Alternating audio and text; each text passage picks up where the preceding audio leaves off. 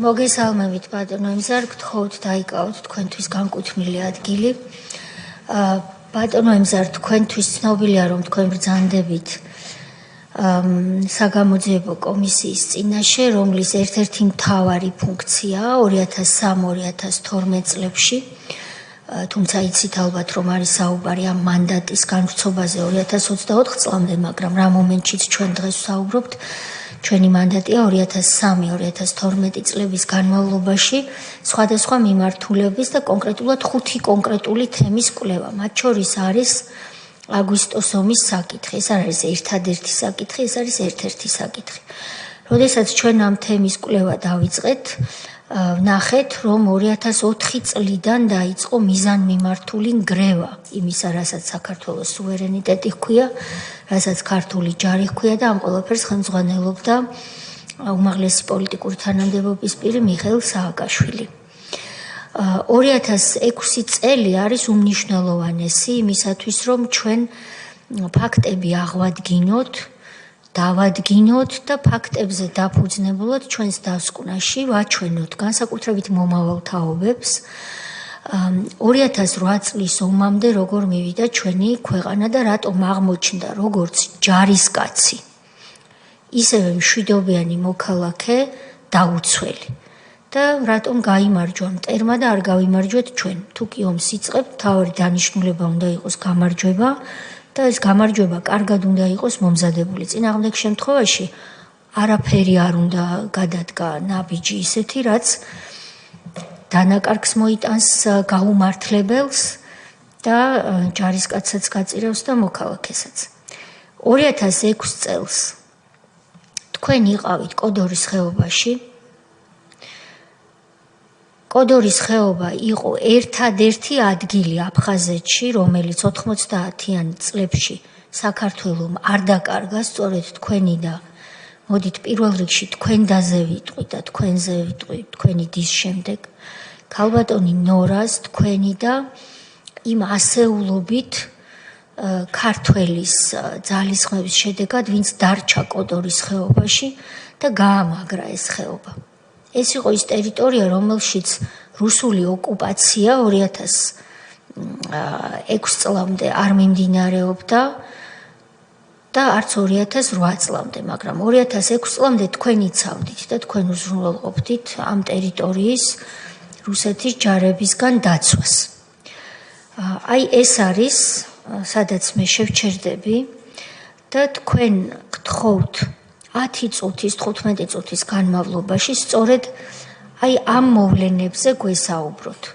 90-იანი წლებიდან 2006 წლამდე, იმ მომენტამდე, როდესაც თქვენ განგაიარაღეს თქვენს დაჯგუფება მონადირესთან ერთად, რომელიც ეს არ იყო არაფორმალური დაჯგუფება.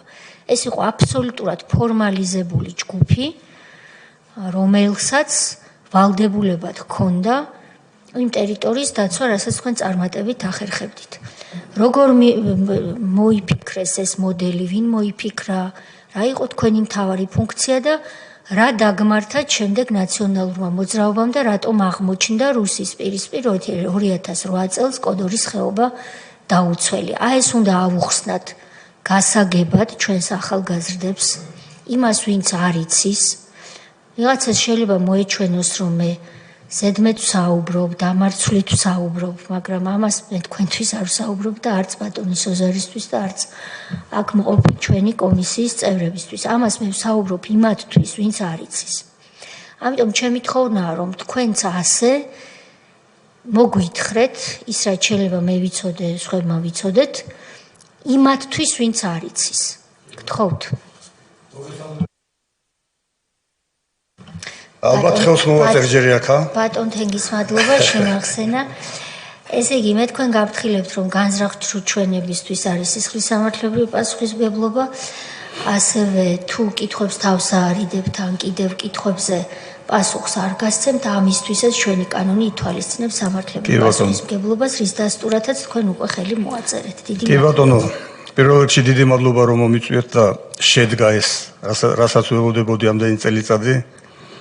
აი ეს საპარლამენტო საგამოძიებო კომისია დროებითი და შემადგენლობას ძალიან მაკმაყოფილებს მაგმაყოფილებს ის რომ საშუალება არის ყველაფრის ლაპარაკი აბსოლუტურად და არანაირად ვერაფერი ვერ მათქმევინებს იმას რომ დავხუროთ სხდომაო, იმიტომ რომ გავიდა უკვე ამდენი წელიწადი და საიდუმლო არავისთვის არაფერი არ არის აბსოლუტურად და ყველაფერი უნდა ითქვას ღიად. და დავიწყებ ახლა ჩემს საუბარს იქიდან რომ 1992 წლის აი ეს უკვე რომ დაძაბულობები აფხაზეთში რაც დაიწყო მზადება ომისთვის აფხაზიური სეპარატისტების მიერ, რუსების მიერ, ჩრდილოეთ კავკასიიდან უღელტეხილებზე უკვე დაიწყეს გადმოსვლა ბოევიკებმა. იზოლებული გავხდით, რომ შევკრებები ვიყავით კოდორის დალის ხეობაში.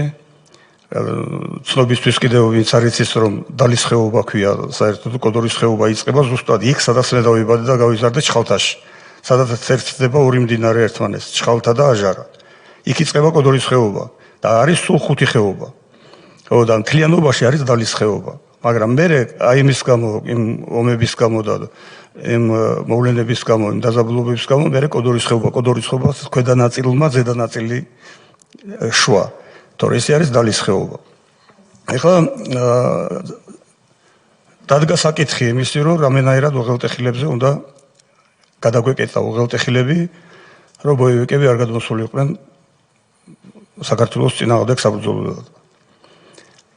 92 წლის 3 აგვისტოს შევიკრიბეთ სოფელ ჩხალთაში და 80 კაცმა ფიცი დავდევით სამშობლოს დაცვის გამო და ერთგულების გამო და დავთქვით რომ ვიბრძოლებდით და მივიღებდით ჩვენს მონაწილეობას, შევმატებდით ჩვენ შეიარაღებულ ძალებსა და საქართველოს მთლიანობისთვის და ფიცი დავდევით და შეიქმნა რაზმი მონადირე. ინიციატორი ამ სახელის მონადირის შერქმევის ვიყავი მე. მინდოდა რომ ყოფილიყო მეთაური, ერთი ყავდა აფრასიძე, ლადო უფროსი იყო ყველაზე და მაგი მინდოდა რომ ყოფილიყო მეთაური, მე პირადად და კიდევ რამოდენიმე კაც, მაგრამ უმრავლესობა მოითხოვეს დაჟინებით რომ მე უნდა ყოფილიყავი მეთაური. აქედან დაიწყო მე მარუხის უღელტეხილი, კლუხორის უღელტეხილი, გვანდარაის უღელტეხილი, აქსაი, პტიშის უღელტეხილები მთლიანად გადაკეთებული ჰქონდა აი მცირე რიცხოვან ჯგუფს. როდესაც ვერ გადმოლახეს ერთი ორი მარუხის უღელტეხილზე ცოტა სროლებიც კი ჰქონდა პატარაზე. რო ნახეს რომ გამაგრებულია უღელტეხილები გადავიდნენ ლაბა არის ასეთი გუდაუთის მხარეზე უღელტეხილი და იქიდან დაიწყეს სიარული და იქ უკვე ჩვენ ვერ წვდებოდით ვერანაირად. მოკლედ ეს ასე მოკლედ რამ განაპირობა ჩვენი შექმნა მონადირის რაზმის და ერთი წლის განმავლობაში არანაირი გაფორმებული არსად არ ვიყავით, არანაირი ხელფასი ჩვენ არ მიგვიღია, ასე უანგაროდ ბრძოლობდით სხვადასხვა წერტილებში, ვისაც სად უჭირდა, იქ მივდიოდით და ვეხმარებოდით. იმის გარდა რომ უღელტეხილებს პატრონობდით. მე ძალიან ხშირად მომიწიათ ჩვენ ერთი ასეთი გმირი ყავდა გურამ დადუანი, მე-5 ბატალიონის მეთაური, რომელსაც ვედექით ხოლმე გვერდში. და ხშირად კოჩარის მიმართულებაზე 92 წლის 6 დეკემბერს, 6-9 დეკემბერს ალყაშიც ვიყავით დარჩენილები 3 კაცი. ყველა დავალება, სადაც კი ჩვენ მოვხვდით, ყველა დავალება შევასრულეთ ყველგან, აბსოლუტურად. ეხლა რა მინდა გითხრათ, ეხლა ცოტა შევამოკლებ და წინ წამოვიწევე ცოტათი. 93 წელს თუ გახსოვთ, პერემერიას რო იძახდნენ მოლაპარაკებები რო იყო, შეხვედრა იყო ატარა არმიანსკის მხარეზე, ეს არის ოჩამჩირის რაიონი და გურამ დადუანმა მთხოვა წამყევიო. აი მოლაპარაკებები უკვე რო შეჩერდა ცეცხლის შეწყვეტის შესახებ რო იყო მოლაპარაკება. წავედით შეხვედრაზე აფხაზებთან და აფხაზებს ახდათ რუსები. ხო და ამ შეხვედრაზე აქედან ვიყავი მე კვიციანი, ვახტი გურამ დადუანს და იქით ამ მხრიდან იყო მახსოვს ბესი კვიცინია. და კვიცინიები საერთოდ ჩვენ ყრილობებზე დადიოდნენ, იმიტომ რომ კვიციანებად თვლიდნენ თავს. ანუ ბატალიონის მეთაური იყო თვითონაც და მე ჯერ არ ვიყავი ბატალიონის მეთაური, მაგრამ ვიყავი მონადირის რაზმის ხელმძღვანელი. დაავაზუსტებაც ყრილობებზე დადიოდნენ, შეიძლება მსმენელისთვის გაუგებარი იყოს და გვარის ყრილობები როცა ტარდება. გვარის ყრილობებზე, დიახ. ხო და მოკლედ როცა რომ გავიგე ვინ იყო, რა იყო, ბაგრატი იყო, კიცინია, რომელიც ჩვენთან სულ დადიოდა ამ ყრილობებზე გვარის, იმის შვილი აღმოჩნდა. ანუ თლად კვიდრი ჩემთვის. იმდენი ვილაპარაკეთ ერთმანეთში, რომ აი სრული ამ სიტყვის მნიშვნელობით ხელი გადაუხვიეთ ერთმანეთს, უკვე ისე ვიჯექით. მოვიდა ის რუსი და დაგვაშორა ერთმანეთს. ნამეტანი მოგდითო რა.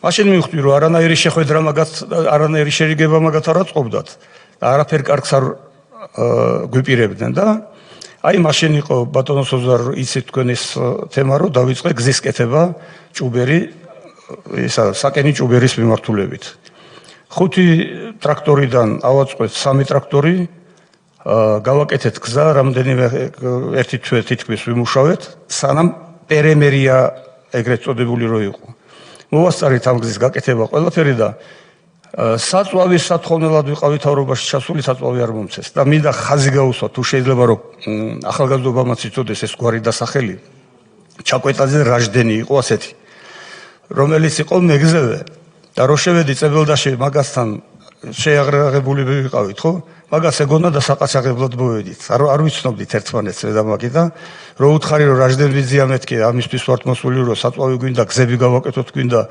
უღელტეხილზე იმიტომ რომ რა მოხდება კაცმარის სხვა შეიძლება გზები გადაკეთონ და ვერ საიდან ქართველები ვერ მომარაგება არ გექნება არ საიდან თქო რა ბრძოლის დროს მე ვერ წარმომედგინა რომ საჯარისო ფორმირებები დატოვებდნენ ბრძოლის დროსაც წავიდოდნენ სულ ყველა იქიდან და ამიტომ მე ვფიქრობდი რომ მომარაგების საშუალება საიდან ყოფილიყო ხო და გაუხარდა ბატონ რაჟდენს და ერთ ძლივს არ შემხვდა ადამიანი რომელიც რო ფიქრობს რაღაცაზეო და 8 ტონა საწვავი გამომიყო დიზელი და 2 ტონა ბენზინი აი ამეთი დავიწყე გზის კეთება გავაკეთე ეს გზა ყველაფერი აბსოლუტურად თან ოცნებაც ჰქონდა ბავშვობიდან რომ ჭუბერსა და საკენს შორის ყოფილიყო გზა და ეს ავისრულე მაშინ კიდე დამატებით ამას მოკლედ ახლა ამ გზის წინააღმდეგ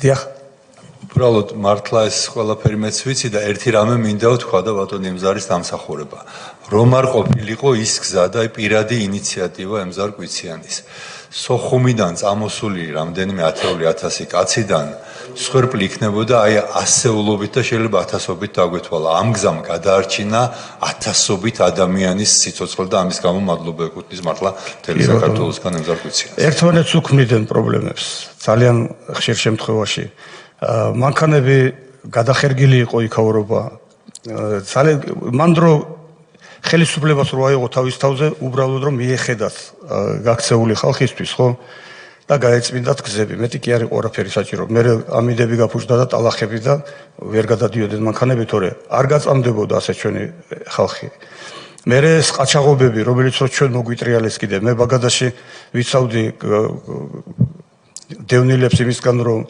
სტოვარი არ დაწეოდა და არ მოეკლათ და არ გაეზარცვათ და უბედურება არ შეხვედროდათ შემოგვიტრიალეს მე ეს ყველაფერი ისე რომ თითქოს და ჩვენ ვაყაჩაღებდით და ჩვენ ვაკეთებდით და როდის ვასწრებდით მოკლედ ეს ყველაფერი გასაგებია ძალიან მიზანმიმართულად იყო ქალბატონო თეა ძალიან ესეთი ის მიიღო სახე ყველაფერმა რომ ძალიან ადრე გავიგეთ ჩვენ ის რომ ჩვენი სახელმწიფო რატომღაც სახელმწიფოს ზოგიერთი სტრუქტურები ჩვენ წინააღმდეგ მოქმედებდნენ.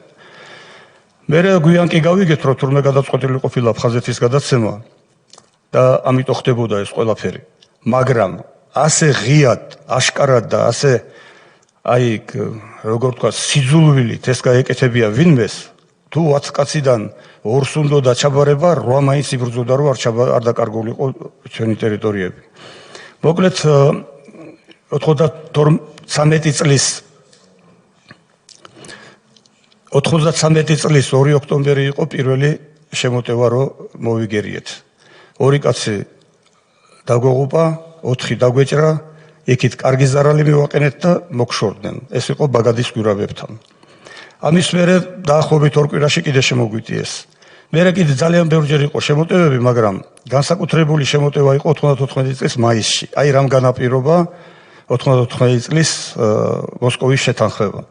აი იმ ფართომასშტაბიანმა შემოტევამ, სადაც რო შემოვიტყუეთ მოწინააღმდეგე და ძალიან დიდი მსხვერპლი რომ მივაყენეთ. აი ამან განაპირობა ის, რომ მოითხოვეს შეხვედრა. მოსკოვში იყო შეხვედრა და რატომღაც ცდილობენ რომ ორმხრივი დაარქვან იმ ოთხმხრივ შეთანხმებას და ოთხმხრივი რატო იყო? ხელი მოაწერეს ამ შეთანხმებას საქართველომ, რუსეთმა, გაერომ და აფხაზებმა. ეს შეთანხმება იყო 94 წლის 14 მაისი. 94 წლის 30 ივლისს ეხლა უკვე გადმოვხდი შეგნებულად, იმიტომ რომ კი კარგი იქნება რომ ახალგაზრდობამ ყველაფერი ეს გაიგონ დაწვრილებით, რა თქმა უნდა.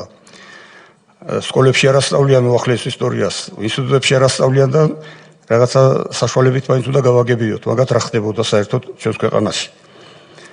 94 წლის 30 ივლისია. წინა დღეს დამებადა ზუსტად ბიჭი, მეორე ბიჭი. და შეხვედრა არის სოფელ ქობჩარაში. წარმოდგენილი არიან აფხაზები, ჩვენ ქართველები, გაერო და რუსები. რუსეთის გენერალის გვარიც მახსოვს, იაკუშევი იყო ასეთი და დაუჯექით სალაპარაკოდ. აფხაზები იყვნენ ძალიან მწყრალად განწყობილი ჩემს მიმართ, რა თქმა უნდა, ისეთი იყვნენ დამუშავებული უკვე მთელი ამ პერიოდში ჩვენს წინააღმდეგ, უშუალოდ ადგილობრივი მოსახლეობის წინააღმდეგ, სვანების წინააღმდეგ, რომ ყველაფერი თუ რამე ცუდი ხდებოდა ომის დროს იმის გამო, რომ აფხაზები და სვანები ძალიან ახლოს ვიყავით, მთებში ერთად ცხოვრობდით, ერთად ყოველ ზაფხულს ერთად ვატარებდით და რაღაცა ძალიან ახლოს ვიყავით ერთმანეთთან. მაგრად იმუშავეთ სპეცსამსახურებმა, რუსულმაც, აფხაზურმაც და ქართულმაც, რომ ჩვენ გადავეკიდებიათ ერთმანეთზე ძალიან მაგრად. მოსულები იყვნენ აი ძალიან ცუდად რა. რა თქმა უნდა მოგვივიდა შელაპარაკება, ვილაპარაკეთ იმაზე, რომ აი ჩვენ ისეთი ცუდები ვართ ქართველები და ფაქტები მოიყვანეს, რომ სად რა ჩაიდინეს ქართველმა ჯარისკაცებმა, მეომრებმა და გავაჩერე. მეთქი მე ნუ მომაწერთ ნუ რაფერს თქვა და დაუდევი ფაქტები. პირველი 45 კაცი თყვედრო ავიყვანეთ. აგიყვანეთ აფხაზები გურამ დადუანთან ერთად სხვათა შორის. იარაღი ჩამოვართვით, ხარი დაუკალით, პატივი ვეცით და გამოუშვით სახლში მეთქი. ყველა მხო მოაღწია თვითონმა მათგანმა. დიახ, ყველა დაბრუნდაო. მეორე 13 კაცი რო ყავდა ტყვედაყვანილი, იმათაც პატივი ვეცით, იარაღი ჩამოვართვით, გამოუშვით სახლში. ხო, ყველა დაბრუნდა სახსალამათი სახლში. ვინმე სკიპურტი მოხდა? არა, მადლობელი ვართ. 14 კაციანი ვერტალიოტი 14 კაციანი ლაბახუა იყო მეთაური იქა. ვერტალიოტი ჩამოაგდეს, მაგრამ იქ ჩვენ არ გქონდა ადგილობრივ მოსახლეობას არანაირი კავშირი იმ ჩამოგდებასთან, მაგრამ გაფუჭებული ვერტფრენი დაждდა საკენში და 14 კაცი ტყვეობაში იყო ჩვენთან. ლაბახუა იყო მოადგილე არძნბასი. დაგიბრუნდა სახსალამათი და ვითხოვდით 5 ადამიანს, რომლებიც იყვნენ დაკარგული გაგრაში. ერთი-ორი იყვნენ ხეობიდან, დანარჩენები სხვა კიდე. და არც დაგიბრუნებიათ ისინი არაფერი, მაგრამ დამიბრუნეს ოჩამჩირეში ძველ კენთხში ტყვედაყვანილი ჩემი ბიძაშვილი ელვარდი კვიციანი, რომელსაც არც ყურები ქონდა, არც ხვირი ქონდა და დაგლეჯილ დაფლეთილი დაჭრილი ყავდათ აყვანილი. იმიტომ რომ ტყვედ ვერ აიყვანდნენ, გათიშული იყო გრანატამეტის იმიდან ნაღმი აუფეთქეს და იქიდან გათიშული იყო, კონტუზია მიიღო და თან დაჭრილი. აიყვანეს და მათ ხელში გაიღვიძა ფაქტიურად. და ნაწამები დამიბრუნეთ მეთქი. გახსოვთ მეთქი ეს ძალიან კარგად და ფაქტები მოუყევი. ნუ ჩამოყარეს ყურები, ხმა ვერ ამოიღეს აბსოლუტურად და მომკიდა ხელი იმან გენერალმა, რუსმა გენერალმა და შეიძლებაო ცოტა ხანს დაგელაპარაკო და გამიყვანა. ჩამომართვა ხელი, ეს ეგან ყოველთვის მეხსოვება რომ ხელი რო ჩამომართვა თითები არ მეყო ხელში, იმიტომ რომ ორი თითი არ ქონდა, ავღანეთში ნამსახურები ყოფილა ის თვითონ გენერალი იაკუშევი. და მეუბნებას ეს სიტყვებს, მე გენერალი იაკუშევიო, გაძლევ პირობასო, რომ არც ერთი გასროლა არ მოხდება, არც შენს წინააღმდეგ და არც შენი ხალხის წინააღმდეგ დღეიდან ამ ხეობაშიო. ოღონდ გვითხარი სად დავდგეთო, არ უშვებდით ხეობაში, იმიტომ რომ 94 წლის ხელშეკრულების ფორმატით უნდა შემოსულიყვნენ და საგუშაგოები გაეკეთებიათ თელს ხეობაში. აქ არ უშვებთ, აფეთქებული გვაქვს გზა იმ კლდეებთან ქვაბჭარის და არ უშვებთ შიგნით. ხო და ახლა მან რადგანაც ეს თქვა, რომ სადაც მეტყვი იქ ჩავდგებიო, ახლა ჩვენთვის არის მისწრება, რომ შუაში ჩადგეს. და ფართომასშტაბიანი შემოტევები იყოს უკვე დაცული ყოფილიყავით. ჩვენს და ისინიც არც მათ შეეშინდებოდათ უკვე აფხაზებს იმისი რომ ჩვენ გადავიდოდით შეტევაზე და არც ჩვენ შეგვეშინდებოდა რომ ისინი ჩვენს მოსახლეობას. მოკლედ ამაზე შევთანხმდით და ეხლა მოკლედ მოვყვები ერთ რაღაცას რომ როდესაც უკვე რომ შეთანხმება მოხდა ეს უკვე ჩვენი გამარჯვება უკვე და დაუძახე ბიჭებს გამოიტანეს და გაიშალა სუფრა. ამ სუფრაზე დაუწყე ჩემებს სიმღერა აფხაზური. მინდა მოვყვე მაინც ისტორია ეს ყველაფერი. ამყვრენ ჩემების და გამოგვივიდა ძალიან ლამაზი აფხაზური სიმღერა და აფხაზებმა ფეხზე ადგნენ და ცრემლები მოსდიოდათ. იმ დღეს მოხდა ჩვენი შერიგება. იმ დღის მერე აფხაზებს ჩვენს წინააღმდეგ ნაბიჯი არ გადაუდგიათ. მხოლოდ და მხოლოდ ის იყო რომ სპეცსამსახურები აფხაზების სპეცსამსახურები ჩვენი სპეცსამსახურებში რა თქმა უნდა ჩანერგილი ხალხი იქაც და აქაც და ასევე რუსეთის სპეცსამსახურები თუ რაღაცას მოგვიწყობდნენ კანტიკ უნდათ ხანსად თორე არასოდეს მაგათგან არ გვიგზნია რამე ისა ამოდიოდნენ შეხვედრაზე ამოქონდათ პურმარილი თვითონ ჩვენ ვახვედრებით და მთელი ეს წლები აფხაზებსა და ქართველებს შორის იყო მხოლოდ და მხოლოდ ტკბილი საუბარი და ნორმალური ურთიერთობა. რასაც ვერ იტანდნენ თბილისში რატომღაც. ეხლა მოგიყვებით ერთ რაღაცას კიდე. 2001 წელს მომთხოვეს, რომ პარტიზანები უნდა შემოვიდენო ხეობაში. მე ვუთხარი, არავითარი პარტიზნობა არ შეიძლება. ჩვენ ეხლა რამენაირად უნდა გავიტანოთ დრო, რომ მოძლიერდეს ჩვენი სამშობლო.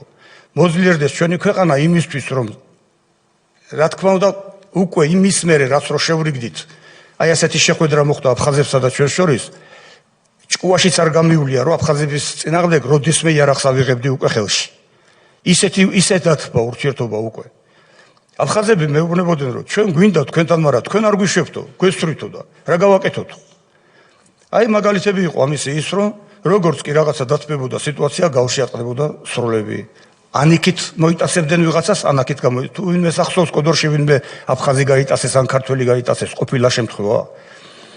ხო და 2001-ში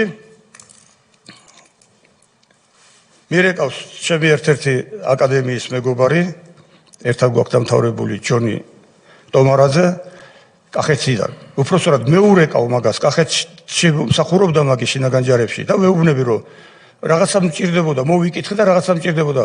შენ იმის გამორეკავო? რის გამო მეთქი და? რა არის ცევიზო მთელი ამბავია ატეხილიო 500 კაციანი ჯგუფი ჩეჩნების გადაყვანილია, გადასროლილია კოდორის მიმართულებით. აი მაშინ გავიგე ამათი გადაყვანა. გავიქეცი მასთან, თეოზადესთან ეგრევე, მინისტრთან, თავდაცვის მინისტრთან. ნუ მერე დაიწყო ის უკვე ყველაფერი ამბავი რომ რამენაირად გადაგვერჩინა ქვეყანა ომს. მერე რაც მოხდა, როგორც მოხდა, მაგრამ თავარი იყო რა. მე ახლა რასაც მიკეთებდა ჩვენი ქვეყნის სპეცსამსახურების ჩანერგილი ხალხი, აი ეს იმას მინდა ხაზი გაუსვა თქვენთვისაც და ჩვენი მომავალთაობისთვისაც და მოსახლეობისთვის. მე იმ დროს ვარ პრეზიდენტის რწმუნებული კოდორის ხეობაში. ვიმყოფები ჩეჩნებთან ერთად. კბილებამდე შეიარაღებული ჩეჩნები. ანუ ისეთნაირად ჰქონდათ ეს ყველაფერი დალაგებული რუსეთის სპეცსამსახურებს, რომ მაინდა-მაინც იმ პერიოდში მოხდა ერთ-ერთი რუსი სიძე, ჩვენი სვანების სიძე და კერძოდ ჩემი ძალიან ახლობელი ოჯახის სიძე, ჩვენთან კოდორის ხეობაში, როდესაც ჩეჩნები იქ შემოვიდნენ. მაინდა-მაინც მაშინ მოხდა იქ. რა თქმა უნდა, ამან გამოიწვია ძალიან მძაფრი, ესა კინაღამ დაუცხეთ ერთმანეთს ტყვიები, მაგრამ მოახერხეთ შეჩერება. მერე ისევ და ისევ გელაევის ვაშკაცობა იყო სხვათა შორის იმაში, რომ თავის თავზე აიღოს ყველაფერი და ჩააწყდარა ეს ურთიერთ შუღლი რო არ დაწყებულიყო და სროლა რო არ დაწყებულიყო ჩვენს შორის და ამისთვის იყო გათვლილი მაგი, რომ ჩვენ უნდა დავეპირისპირეთ იქა. მაგრამ არ გამოვივიდათ არც ეს და მე და გელაევი დავზმაკაცით ამ 3 თვის განმავლობაში ისე რომ ძმობა უთხარით ერთმანეთს. ეხლა რა მომენტია? 2001 წლის 18 ოქტომბერია ვიმყოფებით ძალიან ღრმად აფხაზეთის ავტონომიური რესპუბლიკის შუაგულში, ნაარის ასეთი სოფელი განახლების მიმართულებით და დილის უთენია რიჟრაჟზე ისმის ვერტფრენის ხმა. რა უნდა იქ გაეროს ვერტფრენს? როდესაც დაძაბულობაა, როდესაც რომ საშიშროება არის რომ ვერტფრენები ჩამოაგდონ და ყველა მიცის აბსოლუტურად საქართველოში მით უმეტეს ახლა სპეცსამსახურების გამოცდილებული იყვნენ ისინი იქა რომ სტინგერები კი არა და იგლა 2 თუ 1 არ მახსოვს უკვე იგლა 2 აქ 9 ცალი ანუ ვერტფრენს არანაირი შანსი არ აქვს გადარჩენის ეს როლეს დილა უთენია და ჩამოაგდეს გაეროს სამშვიდობო ძალების ვერტფრენი სადაც 9 ადამიანი იჯდა და ერთ-ერთი ჩვენი გოგონა მაგათმა ჩეჩნებმა ესროლეს და ჩამოაგდეს ეს ვერტფრენი რა 500 კაციანმა ჯგუფმა 500 კაციანი ჯგუფი იყო ეს აი ის თქვენ რო აღნიშნეთ 500 კაციანი იმისი რა ქვია მათგანი გელაევის ჯგუფმა ხო ამაზე ავტეხე ამბავი მე გელაევი საერთოდ არ ენდობოდა არავის და სულ იყო ცალკე და მაღალ ადგილას ჩერდებოდა არავინ არ ვიცოდი სად ჩერდებოდა და ეს გასროლა საიდანაც იყო იქ გავიქეცი ავიდი ზევით და აუტეხე ამბავი რატო ესროლეთ გაეროს ვერტფრენს ყო ჯერ პირველად მითხრა რომ ტყვეყავდათ სომეხი პოლიციელი იყო ამან გითხრაო რომ გადაღებილი არისო თუ არა აფხაზების სპეცრაზმის ვერტფრენი არისო მაგრამ მერე ჩაუფლავდათ ეს ტყვილი და ბოლოს პირდაპირ მითხრა რა ვიცი ახლა თქვა არ თქვა მაგრამ უნდა ვთქვა პირდაპირ მითხრა რომ ვინც მე დამაფინანსა იმის დავალება უნდა შევასრულო ხო და კი მაგრამ შენ წამოხვედი აქეთ რომ თითქოს და დახმარება გინდოდა საქართველოსი რომ ტერიტორიების დასაბრუნებლად განიცდიდი იმას რომ პირდაპირ მითხრა მე რომ შეცდომა დაუშვითო ჩვენ ჩეჩნებმა როდესაც აფხაზების მხარეზე წავედით ავყევით პროპაგანდასო და საქართველოს წინააღმდეგ ვიბრძოლეთო ამის მერეო თქვენო ასეთი საქმე გავიკეთეთო დაჭრილებიო და ესენი მიგვიღეთ და დაგვეხმარეთო რა და ამიტომ მეო ჩავთვალეო საჭიროდო რომ დაგხმარებოდიო ესეთი სიტყვები მითხარი და გაეროს ვერტფრენი რატო ჩამოვაგდეთ თქვა მივაწექი მეც მაგრამ იმიტომ რომ ძალიან მეწყინა აი ჩემი ქვეყნის საწინააღმდეგო ჩადენილი საქციელი მოკლედ მითხრა რომ ვინც დამაფინანსაო და ეხლა არ ვიცი დღეს ეხლა რამდენად ჟღერს ეს და პოპულარულად ჟღერს მაგრამ პირდაპირ ასე მითხრა მაგან და თანამომსწრეებიც არიან დღეს ხვეთვად ითხავს მყოფოს ის ბიჭები ვინც ვახდენ სოროსმა დამაფინანსაო აი ესე მითხრა პირდაპირ კი მაგრამ რა შეაინტერესებდა მეთქი გაეროს ვერტფრენის ჩამოგდა არც ეს არ დაუჯერე გაეროს ვერტფრენის ჩამოგდება და მე ბოლოს კი ვნახეთ სულ ყველამ რომ ყველას აწყობდა თუმე ვერტფრენის ჩამოგდება ერთი მომენტი იყო ის რომ თავარი იყო რომ კოდორის ხეობის დასაპყრობად იყო ეს ჩადენილი რადგანაც რომ კიდე რა მითხრა რა თქინდოდა მე მაგის ჩამოგდება თქვა და სოფლიო ტერორისტის წოდება გჭირდება ჩვენო თორე ალ-ქაიდა არ გვაფინანსებსო აი სიტყვა სიტყვით მისი სიტყვები ამის მერე მოკლედ რაც იყო ეხლა არ გვიჩხუბია არ გვისროლია ერთმანეთს არაფერი მაგრამ ძალიან ცუდი რამ მოხდა ამის მერე შეტრიალდა და всё მივდივართო უკანო ანუ თელი დავალება მისი აღმოჩნდა რომ იყო ის რომ ეს ვერტფრენი უნდა ჩამოიგდო ეხლა კითხვა ისმება ასეთი რა უნდა იმ ვერტფრენს იქ რატო მოვიდა რას აკონტროლებდნენ როდესაც რომ ბოევიკების ამხელა ჯგუფი იმ შეიარაღებით რომელთაც ვერტფრენის ჩამოგდება არ გაუძნელდებათ ეს იგი მხოლოდ დავალება მისი იყო ეს რომელსაც ხელი შეუწყეს რა თქმა უნდა სხვადასხვა სტრუქტურებმა ისევ ჩვენთან ეხლა წამოვიწევი ნელ-ნელა წინ 2006-ისკენ ხო და 2004-ში გახსოვთ ალბათ 2002 წლის 12 აპრილი დესანტი რო გადმოასხეს ხეობაში და ყველა მიცით და იმ დღეს ბათიაშვილიც მოყვა მაგასთან დაკავშირებით და ამიტომ დროს არ დაგაკარგებთ მაგასთან დაკავშირებით უბრალოდ ერთ რაღაცას გეტყვით რომ მაგრად ვიკამათეთ მე და FTV იყო მაშინ სამშვიდობო ძალების სარდალი რუსების მხრიდან იმის მერე არ გქონია ურთიერთობა საერთოდ და არანაირი ესა და გააქტიურდა 2003 წელს მოვიდა საჩუქარი მომიტანა ოფისში ისეთი საჩუქარი მომიტანა რომელზეც ვარს რო ვერ ეტყვი დიდი ეკლესია გაკეთებული ხელით მომიტანა ეს საჩუქარი და რა გამეკეთებია ახლა ვარს ეკლესიაზე ვერ იტყვი მართლმადიდებელი კაცი და ანუ ისეთი ტექნიკური მიდგომა. მივიღე ესა და მე რამე ჩუქნა და ის მქონდა, ჯიხვის რქები მქონდა ოფისში მე და მასე კარადაზე. ავიღე და ეს რქები ვაჩუქე. და მოკლედ გათბა ურთიერთობა და დაიწყო საუბარი უკვე ერთმანეთში. ეხლა შეხედეთ, თავარი რა არის ეხლა აქ. ყოველ კვირას ცდილობს რომ შემხვდეს, ყოველ ორ კვირაში ერთხელ მაინც და ითხოვს რომ აი მე ჩემი ხელმძღვანელობა მაძალებს კოდორში შემოსვლას და რამენაირადო შემომიშვიო რა და გავაკეთებ საგუშაგოებსო და რას შეგიშლი ხელსო პირიქითო უფრო დავახლოვდებითო რაღაცები ასეთი ისა და მეთქი არა.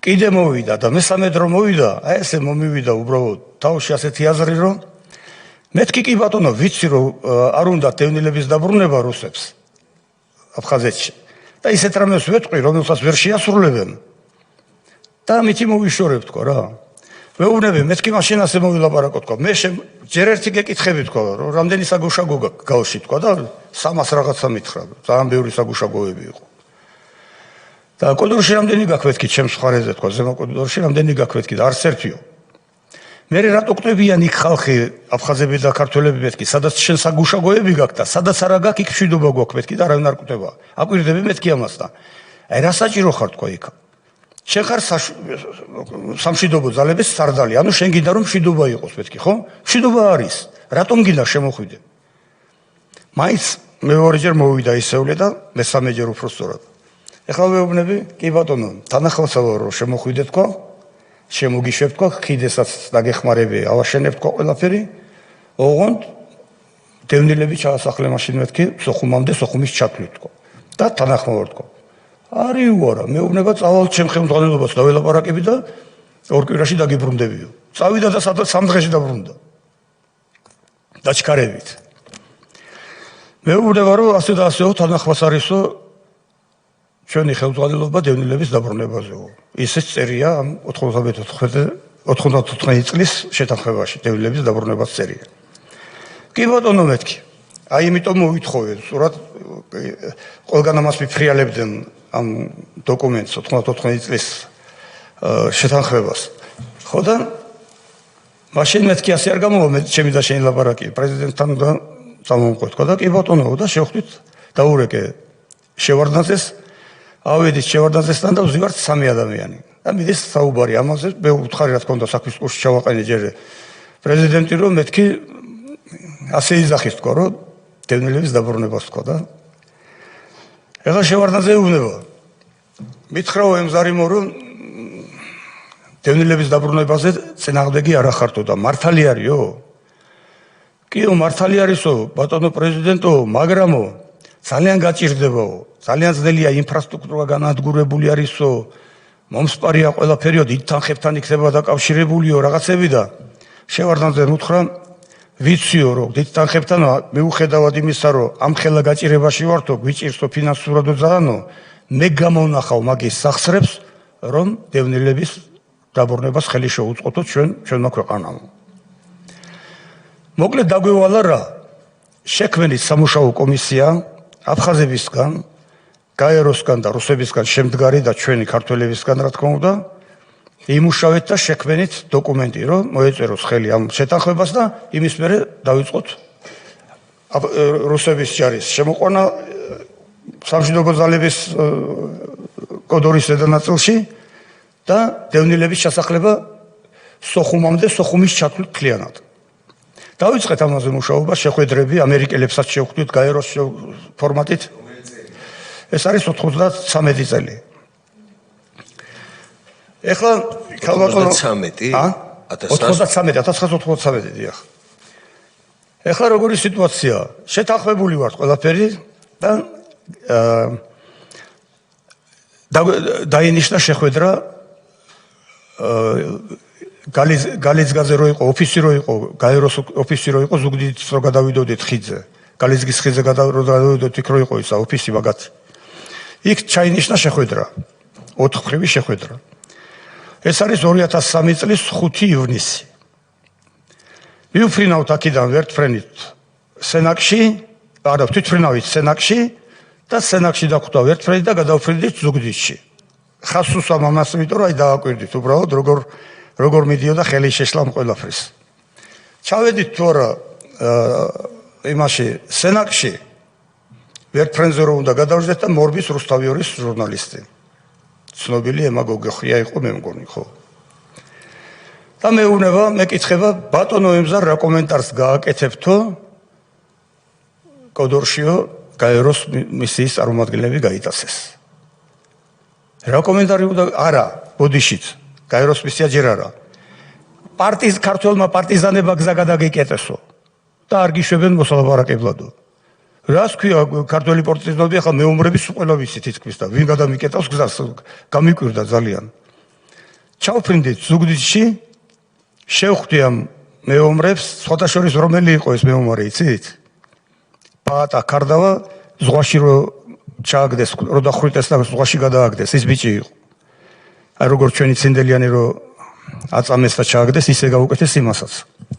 ხო და ეს პაატა მეუბნება, ჩვენო ასეთი ის მოგცესო, ინფორმაციაო, მოგცესო ასეთი რო მოღალატეობრივი შეთანხმებას უნდა მოაწეროთო ხელი და იმიტომ არ გიშვებდითო. მოუყევი მე მეთქი, მივხვდი რომ რა თქმა უნდა ეს იყო ხელშეშლა, აი ამ ყველაფრის, მოუყევი ასე და ასე ამის სანაცვლოდ, ამის ესეთი შეთანხმება არის და ეგრევე მეც გამოვყვები, მე თვითონ გაგაცილებო. აუდექით აქედან გამოვდივარ და მორბის ისევ ჟურნალისტი. რა კომენტარს გააკეთებდო, რა კომენტარი უნდა გავაკეთო მეთქი, კოჩო, ჩვენ უკვე გავერკვიეთ ერთმანეთში და მივდივართ შეხვედრაზე თქო. არაო, გაეროს მისიის ოფიცრები გაიტაცეს კოდორში. აი ახლა წარმოიდგინეთ, ახლა თქვენ ამ ხელა შეთანხმებაზე მივდივართ, ამ ხელა საქმე კეთდება და იტაცებენ გაეროს მისიის დამკვირვებლებს კოდორის ხეობაში. ახლა ერთ წმინდა ხაზი გავუსვა თუ შეიძლება. წეგან რომ ხაზი გავუსვი რომ 5 ხეობაა თქვა.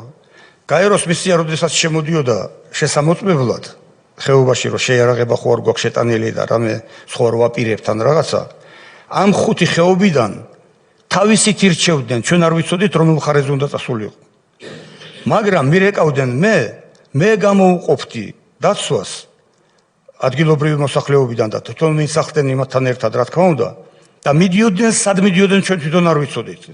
გინდა მარუხის მიმართულებით წავიდოდნენ, ბარომბის მიმართულებით თუ საკენის თუ ომარაშარის, აბსოლუტურად აზრზე არ ვიყავით ჩვენ არაფრის. ნახეთ, აი ამ დღეს ჩვენ არ დაგვიკავშირდნენ და არ მოითხოვეს დაცვა. მარტო რუსების დაცვა ახლდათ და წავიდნენ მაინდა-მაინც იქ, სადაც 1 სუტკის განმავლობაში ვიღაცა ჩასაფრებული იყო გასატაცებლად. ეხლა როგორ ფიქრობთ, ვისი დაგეგმილი იყო ეს ყველაფერი? ამის მერე და იყო ჩაიშალა რა თქმა უნდა, მე ასე გავსტუკით გამოწყობილი მოსალაპარაკებლად პირდაპირ ვждები ვერტფრენში და მივფრინავ ხეობაში.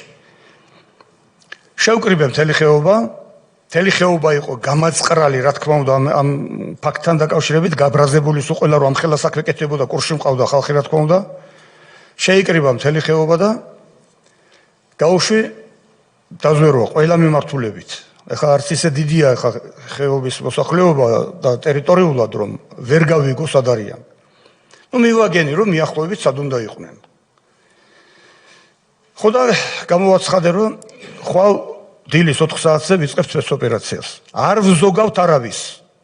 ფაქტია რომ შეგნებულად გვიღალატეს, ამ ხელა საქმე ჩაგვიშალეს, არც გატაცებულს, არც გამტაცებელს არ ვზოგავთ თქო და თან ეს ჩვენი სპეცსახურების გასაგონადაც ვიზახი და პლუს იმ მათი მშობლების გასაგონად, ვინც ყველა ხო იქაა შეკრებილია. ვიღაცა ხო იქნება, ვიღაცის მშობელი და რაღაცა რო არ იცოდეს, გამორიცხულია რომ სახში არაა თავისშვილი, ხო? გადის 20 წუთით მაქსიმუმ ამ გამოცხადებიდან და მე რეკავს ბატონი ვალერი ხაბურძანია, მინისტრი იყო უშიშროების. ბატონო ემზარო, ეხლა მოვისმინეო რომ ისო სპეცოპერაციას აპირებოდა არ ქნა შენი ჭირიმეო, რატომ მეთქი და? იმიტომ რომ გაეროს მისიის ოფიცრებს რამე რომ მოუვიდეთო, წასულია ჩვენი საქმეო რა, აი ძალიან ცუდად იქნება ჩვენი საქმეო. მეთქი მაშინ როგორც გაატაცებია შენმა სამსახურმა თქვა, ისე დააბრუნო უკან პირდაპირ ტელეფონში ველაპარაკები მაგას. აუ რას ამბობო ბატონო ემზარო, როგორ გეკადრებაო და გამითიშა ტელეფონი.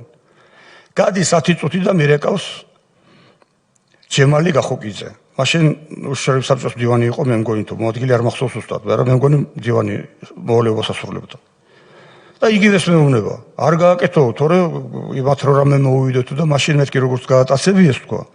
სამსახურებმა თქვა, ისე დააბრუნონ უკან მეთქი. დაახლოებით 2 დღეა თუ 3 არ მახსოვს, არავინ ჩამიჩუმი არ ისმის, არავით არის აი ფულის გამო გატაცება და რამე არავის არ უთქვია ჯერ არაფერი. და 2 საათში გამოჩნდა შუამავალი და არ დამემალია მაშინეს ნათქვამი მქონდა, ტარიელონიანს დაურეკა ვიღაცამ, ტარიელონიანმა დარეკა ჩვენთან, რომ შუამავალები გამოჩნდნო და ფულს ითხოვენო. ნუ ახლა თავარია გამოჩნდა, ახლა ხო ვიცი რომ რატო გამოჩნდნენ, რომ უკვე ყავსვად გივარ. ნუ მოკლედ როგორც თქვენ შევიათ გალბატონო თეა ხუმრობასაც გაურევ ხავე ზივართ ვედაკობა-კობალაძე ტყეში ველოდებით რომ უნდა გამოიყვანონ ისა უნდა გამოვიდნენ სალაპარაკოდ შუამავლები თბილისიდან ჩამოსული შუამავლები ხო და რეკავს ტელეფონი ვალერი ხაბურძანია მეუბნება ისა როგორ ასაქმეა ბარაშვებით და აგერ ველოდებით მეთქი შუამავლები უნდა მოვიდნენ თქვა და ზივართ ვედაკობა და ველოდებით თქვა და ასე მოიცანებდა რომ შევარდნაძე რეკავსო ხო და არ გამიწიშოოდა რო არ გავთიშე ის ვეჩეთი ელაპარაკება და მესმის ხმა შევარდნაძე უნება ვალერ რა ხდება კოდორში ვალერი მუთხრა რომ აი ზუსტად ახლა კავშირზეა ემზარი ველაპარაკები და ასეთი სიტუაცია 3 მილიონს ითხოვენო ფულსო ას შევარდნაძემ პაუზა რო იცოდა ხოლმე და 2 და 8 არის და მე ესე იგი 2 და 8 არის და მე შეებაჭრეო და შენი გადასახდელია იცოდე მაგიო ვალერის ეუბნება ხაბურძანიას რატოა ჩემი გადასახდელიო იმიტომ რომ შენ ვერ უზრუნველყავიო მაგათი უსაფრთხოებაო ივანაც იცოდა შევარდნაძემ რომ საიდან მოდიოდა ეს ყველაფერი ეხლა გადავალთ უფრო ახლოს ჩამოვიწევი კიდე ბატონო ემზარი ცოტა უფრო ჩქარჩქარა ჩამოიწიეთ იმიტომ რომ 2006 გვინდა მივახლოვოთ და ანუ ეხლა მე ხაზი რატო გავუსვია მასაც არ მოუყვებოდი ამდენს იმიტომ რომ ახალგაზრდობამ მოისვინონ რომ საიდან მოდიოდა საიდან იყო დაწყებული კოდორის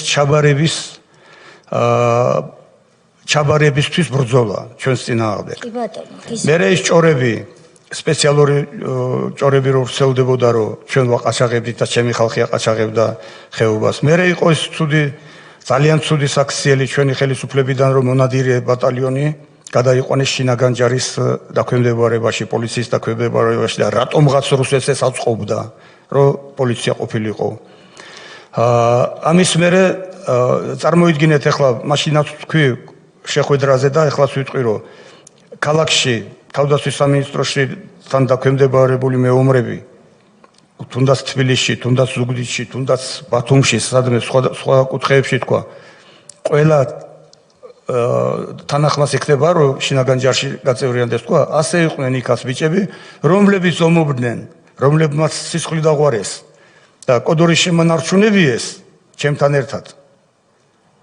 თავი გაწირეს. ისინი დარჩნენ უხელფასოდ და მართლაც უღელტეხილზე შემჩნეული ვინც იყო ყაჩაღობაში, ისინი შემომიყვანეს და დამისვეს ხელფასებზე. მე უთხარი რომ ამას მოყვება ცუდი ამბავი. ისინი ვერ აიტანენ ამას რომ ისინი ხელფასებში არიან, ესენი უხელფასოდ არიან. და ნუ იზამთ ამას, თარგამაძეს ველაპარაკებოდი სხვათა შორის პირდაპირ უთხარი ეს და იმის გამო რომ ეს მე ახდა ასე, გინდა თუ არა მე არა ვარ უკვე საქართველოში წავედი უკრაინაში, დნეპროპეტროვსკში ვიყავი ჩემ ბიზაშვილთან. და მაინც მემობრალებდა რომ თითქოს და მე ვაწყობა 52 ცხედარი დამხვდა ადგილობრივის. ანუ შეაჭმევინეს ერთმანეთი. და თქმულებებიც ჰქონდათ ასეთი რომ ყველა ოჯახში თვითონ ტრუპი უნდა იყოსო. ანუ რისთვის უნდათ ეს? რომ თავისით წამოსულიყო და გამოქცეულიყო იქიდან მოსახლეობა, რომ არაფერი არავის არ დაბრალდებოდა და ხეობა დარჩებოდა აფხაზეთს. ეხლა 2006 წელი. დიახ თუ შეიძლება. მოკლედ 2004 წელს კი ისიც რომ ბატალიონი მონადირე გააუქმეს, მე არა ვარ ბატალიონის მეთაური მაშინ, მე ვარ მიმართულება კოდორის ხეობის სარდალი, რომელიც რო მიმართულება შექმნა დავით თევზაძე 98-ში, მე მაგზავნე სასწავლებლად უკრაინაში ვამთავრები აკადემიას და 2000 წელს კიდე გატაცება მოხდა. მაშინ სპეციალური რეისით ჩამომიყვანეს და იქაც დავაგვირგვინეთ იმით, რომ დავაბრუნეთ მძევლები და ერთი თეთრი არავის არაფერში არ გადაუხდია, რო ჭორებს გვივრცელებდნენ, მტკიციანმა მილიონი აიღო. 2006 წელს რა ხდება? და ეხლა 2006 წელს 2004 წლიდან 6 წლამდე ვიმყოფები თბილისში. დიახ. არსად კოდორში მინდოდა წასვლა სააღდგომოდ მამაჩემის საფლავზე და გამოვარდებოდნენ და მეუბნებოდნენ რომ არ წახვიდე, არ შეიძლება შენი იქ წასვლა. ანუ ჩამიკეტეს კოდორში ხალხთან მისასვლელი გზა იმის გამო, რომ თურმე აწყობენ თავიანთ საქმეს იქ. ეხლა 2006 წელს გარდამეცვალა დედა. და თან მიდის ჭორები იმისი რომ ორფოლოს პოლიგონზე ყავს გადაყვანილი ოქრუაშოვს მთელი შეიარაღებული ძალები სწავლებაზე თავდაცვის სამინისტროსი. და ყველა მაგას მეუბნება რომ კოდორში აპირებდნენ წასვლას. მე ვუთხარი რა უნდა კოდორში გაც ეს იძახის რომ ცხინვალში უნდა ვიყო ახალწელსო და კოდორში რა უნდა თქვა ასე ვერ დაგსაქსავს ჯარებს ვერ ვიჯერებთ. აქ საუბარია თავდაცვის ირაკლი ოქროშოზე, რომელზეც ეჭვი გაგიჩნდათ, რომ აპირებს კოდორში შეყვანას ჯარის. ეჭვი კი არ გამიჩნდა, მეუბნებიან, ხალხი მეუბნება, რომ გვაქვს ინფორმაცია, იმიტომ რომ ჯარია იქა და ჯარს თავის ოჯახები ყავთ და საუბრებია, ხო? კი ბატონო. რომ კოდორში აპირებენ შემოსვლას, მე ვერ ვიჯერებ, იმიტომ რომ ეს განცხადებებს აკეთებს ცხინვალზე. ცხინვალის მიმართ. და მე ვფიქრობ, ანუ პირადად ახლა გამოვიდა ერთი ესეთი მანიოვრი მაგას ჩემს წინააღმდეგ რომ მე დავიჯერე რომ ცხინვალში აპირებს და არა კოდორში.